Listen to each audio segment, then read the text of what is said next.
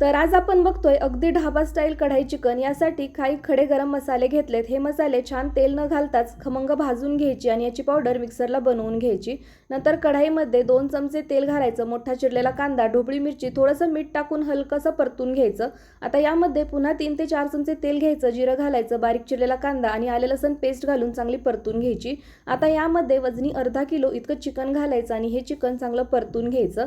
आता यामध्ये लाल तिखट, हळद आणि धने पावडर घालायची. पुन्हा एकदा चांगलं परतून घ्यायचं, चवीनुसार मीठ घालायचं आणि झाकण ठेवून छान पाणी सुटेपर्यंत हे चिकन चांगलं शिजवून घ्यायचं. त्यामध्ये 2 टोमॅटोची प्युरे घालायची. पुन्हा 10 मिनिटे शिजवून घ्यायचं. तयार कढाई मसाला घालायचा.